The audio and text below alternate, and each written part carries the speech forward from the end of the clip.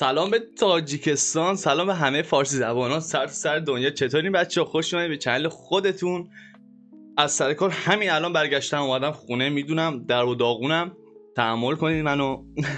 اومدم ریاکشن برم به شون ام سی موزیک فلسطین که خیلی درخواست کردین از من و گفتم که این ریاکشن رو چه بهتر که بعد از مصاحبه با شون ام سی برم، که الان خیلی از این مصاحبه با شون ام سی باعث شد که خیلی چیزا از شون ام سی تاجیکستان و خیلی چیزا ازش سوال بپرسم و میدونم دیدین. اگه ندیدین که حتما بریم ببینینش، پین کردن تو یوتیوب شون ام سی و بریم ببینیم که داستانش چیه.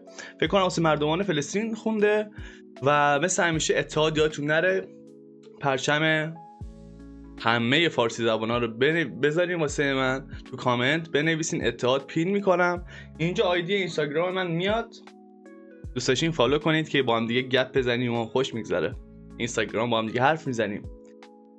و اینجا یه چیزی میاد که بچه‌ها منو اد استوری میکنن، درمشون میگم یه تیکه از ویدیو یوتیوب منو برمیدارن و استوری میکنن، تگ میکنن، منم از استوریشون میکنم. دوست داشتین انجام بدین این کارو. اگه حال کردین سابسکرایب یادتون نره، به انرژی بدین. بریم سراغ ویدیو. نه فارسی. برو بریم.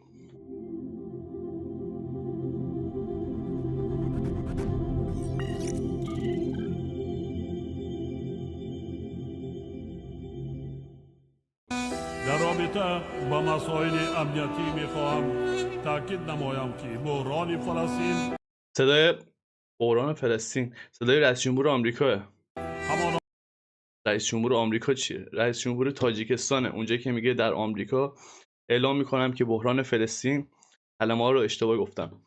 آره، صدای رئیس جمهور تاجیکستانه که داره راجع به فلسطین صحبت میکنه. فکر کنم بحرانش و واسه 2024 واسه پارسال شون ام سی خونده و از چنل خود شون ام سی هم دارم میشنوم. امنیتی میخواهم تاکید نمایم که بحران فلسطین همانا باعث نگرانی عمیق کشور ما میباشد. وضع فاجعه بار امروزه در آن منطقه بار دیگر صدای موزیک خورده زیاده، من بعضی از کلمه‌ها واضح متوجه نمیشم. ثابت میسازد که قضیه فلسطین راه حل نظامی ندارد. داره راجع به راه حل‌های غزه و فلسطین میگه رئیس جمهور تاجیکستان و خیلی فکر کنم مردم دوستش دارن.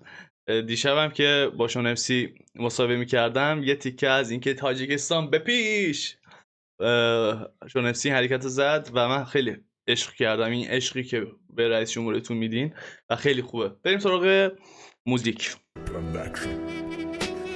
İdil bahri çi benola bahri çi kena figan bahri tifloy Falastin yok ki pirani Afgan İdil bahri çi bkhanda bahri دل برای چی بخنده؟ برای چی؟ برای کودکان فلسطین یا پیرهای افغان؟ çi besa oram Dida margi tifloy Falastin zeri bomba boran edili ma Tme bini ki da dünya çi gapay اوه مگه چی ترکیده اینجا که انقدر نابود شده؟ بیچاره اون بچه ها، بیچاره اون بچه ها، بیچاره. Nolay tiflo dönüyor allar zondu Dönüyor kapaya begin o margi tıra İkates Faromushkan badi yak so ناله طفلا دنیا رو لرزاند. من که دلم همه چیم کلا تنم لرزید. امیدوارم که همینطور باشه. Ati marge darabi evreyo hushkan Ena ba dünya omada baba kafan mebaran Tatıra misli farzandi یه چیزی اون وسط همش میاد، یا عکس یه خانومی فکر کنم سری میره. شیرینی والدین ده شیرین روی خشلوک ابدی خواب میرای ای صاحبی قچاقی تا قچاقی خاک میرای برا نزدی الله شکایت که در دیگه نیومد. من یه ساعت داشتم نگاه میکردم که ببینم عکس کیه اونجا. ما با ما مومن برادری مومن نبودای بگو با الله ما خپم با دیدنی مرگی تو برابر مومن برادری گرفتم. این چیه؟ داستانش چیه که چند بار اومد توی ویدیو؟ یکی بهم بگه تو رو خدا. از شون ام سی میدونی چی خوشم میاد از شون ام سی؟ اینکه موزیکی که بیرون میده راجع به یه مسئله ای صحبت میکنه، مثل فیلم. اصلا فلسطین، تاجیکستان، وطن، افغانستان،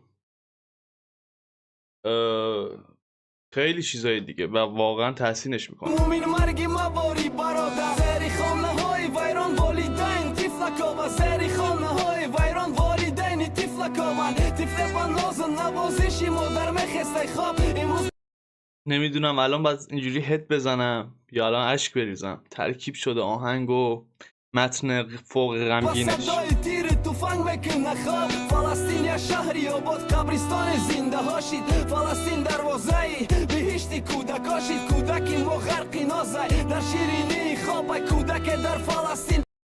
تقدیم به همه فلسطینیای عزیز این ریاکشن من شما و امیدوارم همیشه زنده و تندرست و سلامت و پیروز باشید. دوستتون دارم.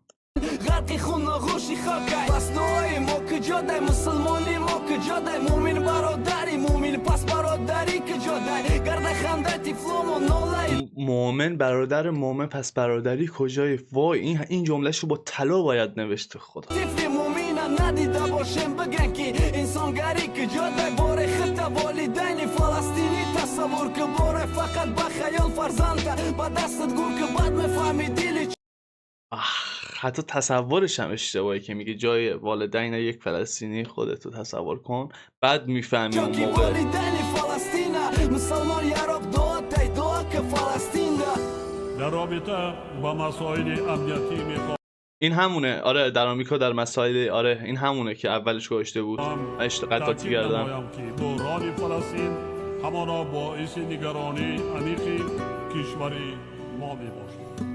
وضع فاجعه بار امروزه در آن منطقه بار دیگر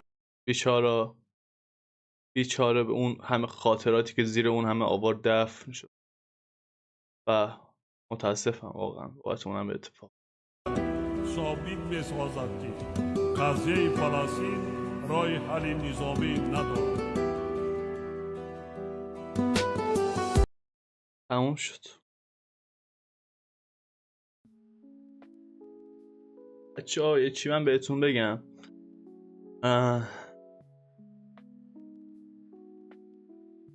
چی بگم؟ اصلا چیزی واسه گفتن ندارم حقیقتش. من وقتی که این موزیکا رو میشنوم این صحنه‌ها رو میبینم تمام تن و بدنم میلرزه. بعد میگم شاید یه جای دیگه واسه اینا خیلی بهتر باشه. ولی خب